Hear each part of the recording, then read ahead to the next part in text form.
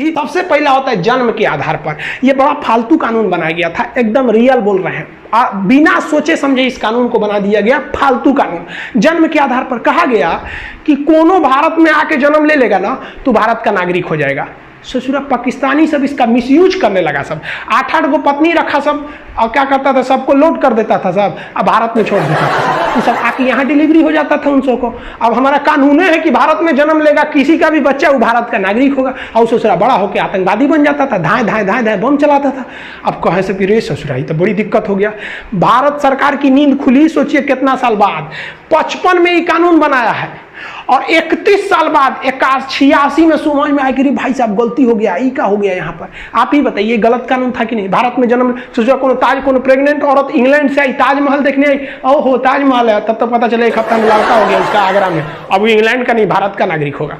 तो भाई इसमें पहले था कि किसी को भी दे दिया जाएगा, लेकिन सरकार अपनी गलतियों को समझी और धीरे धीरे ही सुधार आता है। हम लोग एक गुलाम थे, आज़ादी मिला तो क्या चाहते हैं, एक के बार आप आइंस्टीन बन जाइएगा।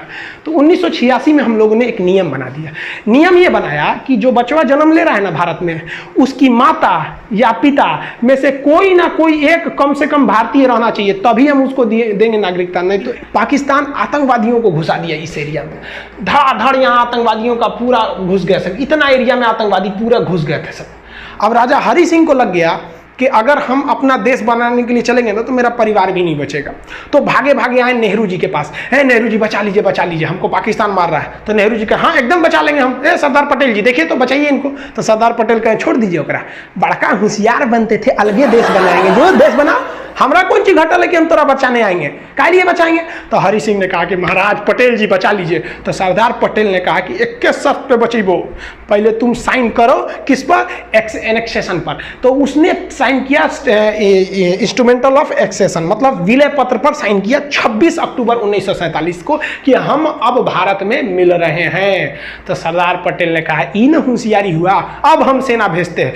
तब यहां से भारत में सेना भेजा गया और भारत की सेना उनको खदेड़ दिया यहां पर। और भारतीय सेना उस समय बहुत ही बहादुरी से लड़ी थी। सबसे पहला सीरियल रेडक्लिफ, लेकिन इसी जियोड शेप को अंदरवा घुस के पढ़िएगा, भोंक भांक के अंदर घुस जाइएगा, बकोट वकोट के अंदर, कि ससुरा ज्वालामुखी कहां से आ रहा है, भूकंप कहां से आ रहा है, इसके अंदरवा घुस जाइएगा ना, तो जियोड के अंदर घुस के अध्ययन को हम लोग जियोलॉजी कहते हैं, भूगर्भ विज्ञान जियोलॉजी, यानी ज्योग्राफी और जियोलॉजी दोनों जियोड में है, एगो ऊपर पढ़िए एगो अंदर पढ़िए। जूलॉजी मत सोचिएगा, ये तो जूलॉजी जेड डबल होता है जियोलॉजी वाला, ये तो डॉक्टर उगर पढ़ता है, इसमें भेड़ बकरी आदमी मानव ये सबको पढ़ा जाता है, बॉटनी में पेड़ पौधा को, तो जूलॉजी अलग है, जियोलॉजी होता है। तो पृथ्वी जियोड शेप का है। ये भारत के विभाजन करने आए थे, 2 दिन में भारत का विभाजन करके रख दिया ये आदमी। सोचिए ये भारत को कभी जानता नहीं था कि यहाँ कई तरह की भाषाएं बोली जाती हैं, यहाँ कई धर्म रहते हैं, धर्म के नाम पर यहाँ कितनी लड़ाइयाँ लड़ी जाती हैं आज़ादी से पहले से लेकर आज तक में। ये आया टेबल पे भारत का नक्शा रखा और काटना चालू कर दिया, यहाँ से ले लिया, इसने कहा कि भाई साहब ये वाला रहेगा, ये इधर से, ये इधर पाकिस्तान, एगो इधर खींच दिया, ये हो गया बांग्लादेश। इसी का नाम हो गया कि सीरियल रेडक्लिफ, जिसे आप शॉर्टकट में रेडक्लिफ लाइन कहते हैं। इसने कैसे किया, तो नक्शा लिया भारत का, जितने इधर पुलिस स्टेशन थे ना, सारे पुलिस स्टेशन पर ऐसे डॉट डॉट बनाया, सबको खींच दिया, कहा कि लो इधर वाला पाकिस्तान, इधर इधर भी कहा अच्छा इसको भी बांटना है, पूर्वी पाकिस्तान को भी, कोई दिक्कत नहीं, सारा पुलिस स्टेशन को मिलाया, घचाक से एक लाइन खींच दिया, हो गया।